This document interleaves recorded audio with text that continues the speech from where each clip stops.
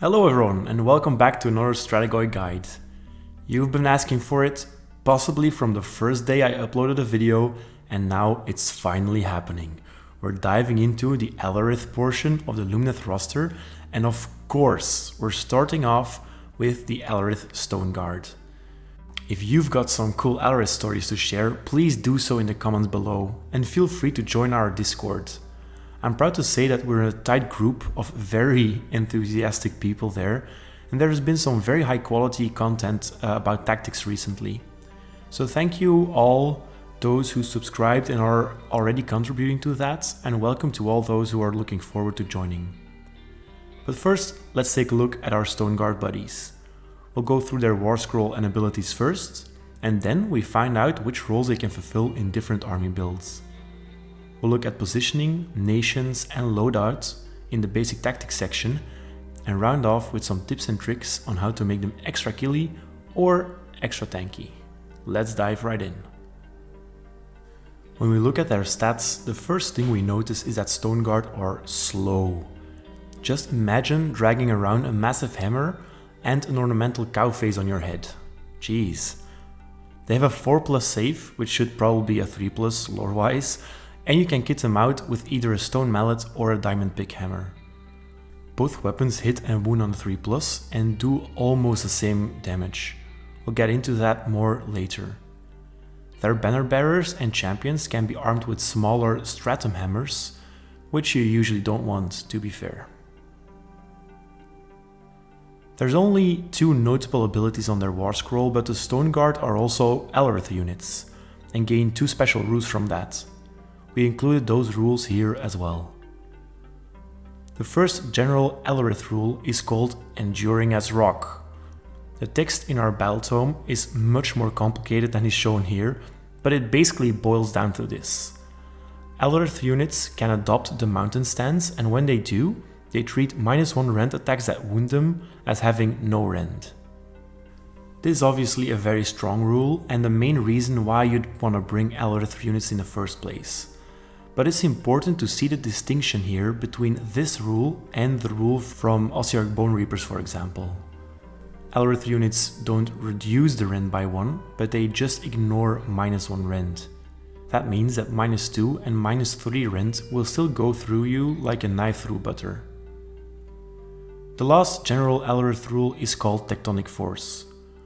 Upon first glance, this is an awesomely visual rule, where Alarith units are able to push back enemies, like a shield wall from ancient Greece. At the end of each combat phase, every Alarith unit can push 1 different enemy unit. That enemy unit must move 2 inches and end up 1 inch away from all Alarith units, if possible. Alarith units within 3 inches can then pile in 1 inch. Important to note here is that the 2-inch move you force upon your opponent is made by them and not by you, so they get to move the unit you're pushing. That means that if you're pushing a single model like a big monster, you're basically giving them a free move to position themselves a bit better. So be careful when you use this ability. As a rule of thumb, I'd avoid using it unless you're sure you're going to gain something from it. As for their war scroll rules, there's 2, and both are tied to their weapons. If you kit your Stoneguard out with stone mallets, for example, every 6 to hit that also wounds inflicts an extra damage. This is a bit wonky because you have to roll all your 6s to hit separately and then hope they wound and are not saved, and only then you inflict the extra damage. The Diamond Pick Hammer's rule is more straightforward in that regard. It's basically just the same like the Venari Sunmetal weapons. Every 6 to hit is an automatic mortal wound instead of normal damage. Not very original, but it does make for easier rolling. We'll get into the best choice of weapons in the basic tactics section. Before moving on, I want to state that there's actually a third ability giving you rerolls on double stratum hammers, but those weapons are so bad anyway that I didn't see the need to include the ability in this video. Okay, now let's move on to their roles. Well, sadly they don't fulfill the obvious role they should be fulfilling. These guys are not the obvious anvil piece they're supposed to be. We'll compare them to wardens in the tips and tricks section, but for now, let's keep in mind that you can make them tanky, but you do need to invest a lot of resources into it. What they can do well though is be battle line in Geometrica. That probably seems like a little thing, but with all our units being as expensive as they are, Stoneguard are the cheapest way you can fill your battle line minimum, leaving you with an extra 75 points compared to the Warden battle line minimum. That's an endless spell, or half a unit, so definitely nothing to be sniffed at. They're also excellent screens. Since screens are mainly there to soak up the brunt of the damage and then die, Stoneguard do this the cheapest. As an added bonus, they're also fairly tanky. Put them up against some basic Stormcast for example, or other troops with -1 rend, and they'll be on their basic 4+ save all the time. I also quite like them as objective holders. They can fan out just a bit better than Shining Company Wardens, and you don't have to move them so tightly packed. Their Alarith rule to push people can also help you to push enemies of objective, though you need to position yourself extremely well before you can do this. We'll look at that in the next section. But first, we're starting off with nations. Geometrica lovers, this is a momentous occasion, as your nation is the highest scoring nation of the bunch. Using Stoneguard in Geometrica transforms them from a meager screening unit to an actually tanky one.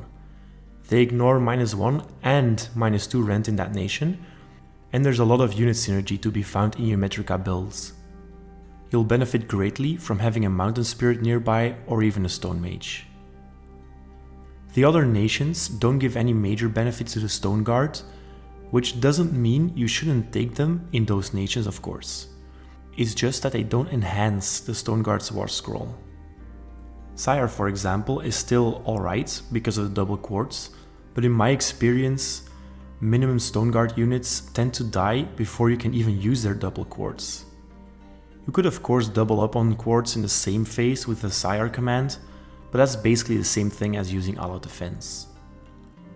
Iliatha adds very little, except for some extra bravery, which is fine, but not very impactful if you're running 5-man units. And if you're thinking of running 10 or even 15-man units, you'll be using them in Geometrica anyway.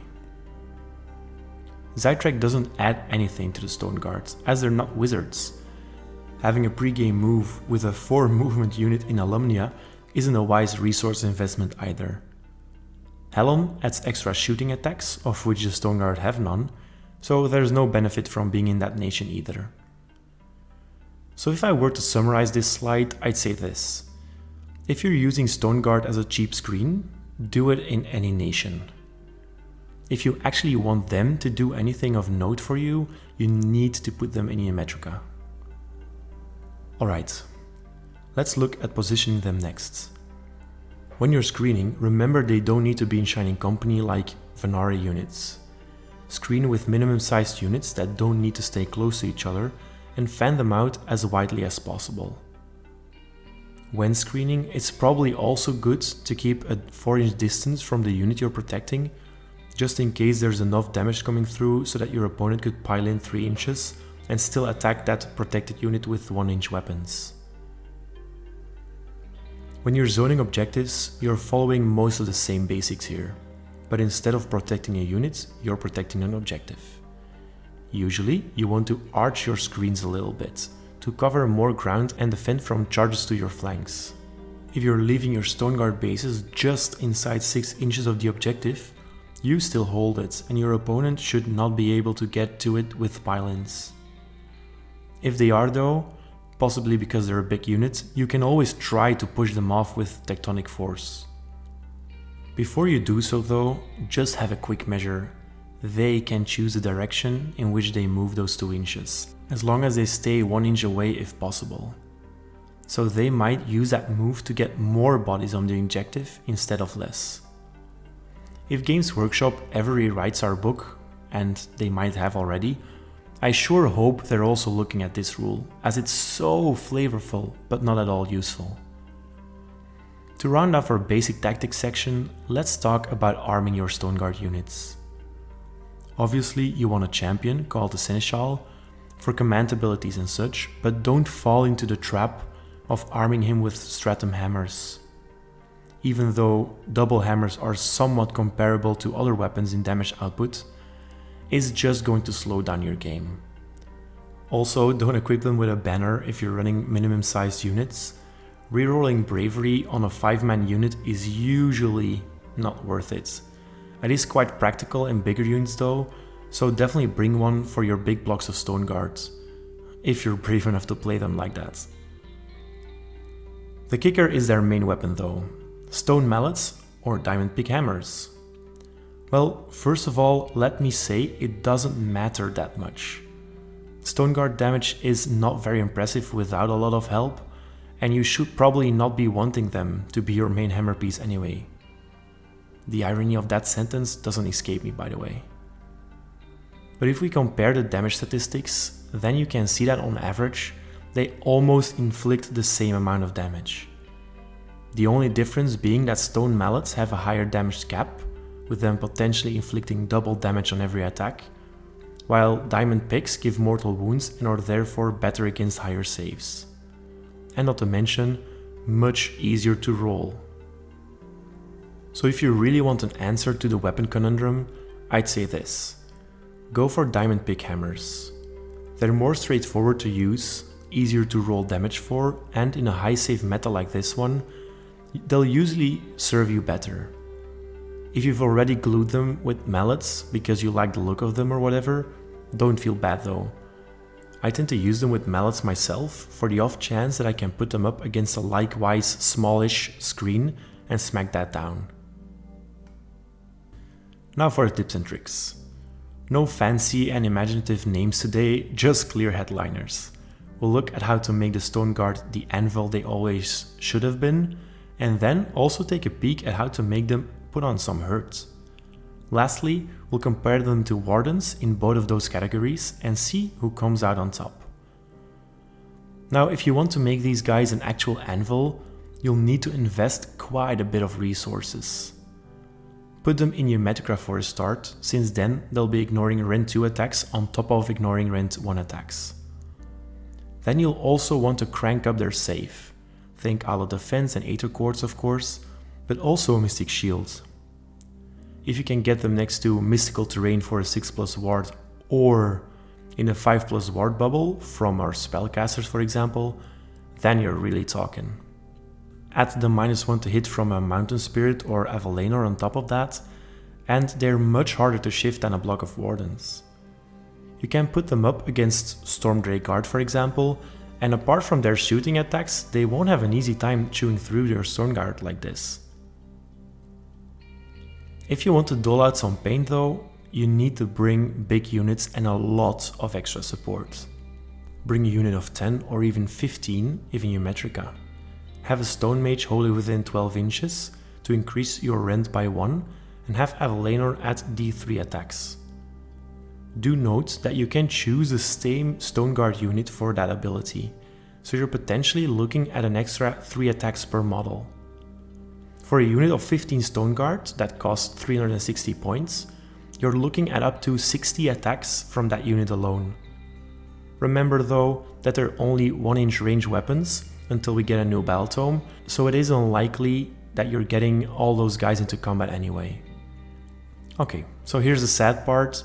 As of right now, Stoneguards are just outperformed by Wardens in almost all aspects. In the damage part especially, but even in the tanky part. A Shining Company of 10 Wardens does cost you 25 points more though, so they'll tank better without any support, but they are more expensive. Do also keep in mind that they will hit back if they survive, while Stoneguard usually don't really do anything when they hit back. So if you're choosing Stoneguard for competitive reasons, I'd only do so when you're using them as a battle line in Eumetrica, or if you don't want to spend an extra 25 points on a Warden screen.